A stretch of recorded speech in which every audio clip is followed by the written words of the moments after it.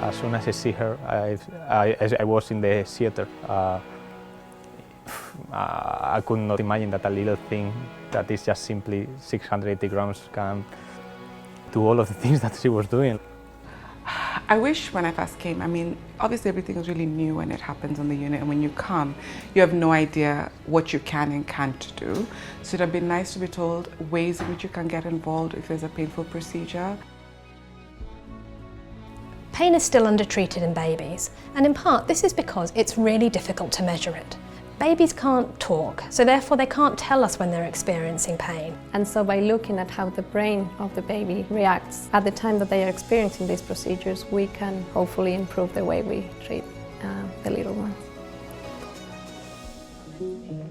One of the biggest advocates for the babies are their parents, and so the reason we wanted to look at parental touch was to see how parents could help support their babies during these procedures. We are a neonatal charity there to support and to better the outcomes of babies. So for us to be able to work so closely with the university team at Oxford has been really, really exciting. Working with Bliss has been a great opportunity to really understand what parents want. And by being embedded in the neonatal unit, it means the academics and the clinicians and the nurses can work together as one partnership. We know in adults that if you provide social touch, and that involves gently stroking the skin in other people, that this can reduce their pain. And what we wanted to know is whether this can also work in babies. And the output is hopefully some really tangible and practical advice that we can give that is solely directed at parents based on really strong research. I think it's good to just get involved. I've not regretted sort of diving in on day one, and I think the sooner you get involved and sort of see what's going on, then actually if you are in for a long time, then it helps you further down the line. I have to say, I think it's been wonderful.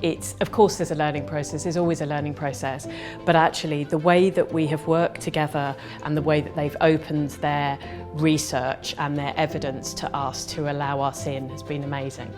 And if we can come away from this feeling that we have empowered parents to be more involved and to advocate more for their babies during painful procedures, during all procedures, then I think that's a real win for us. Yeah, I think you learn as you go, you learn to advocate for yourself, learn to advocate for the baby. Like you're an anxious, fast-time mom. I know I've looked like that many times and I really don't care because honestly, it's the only way to know.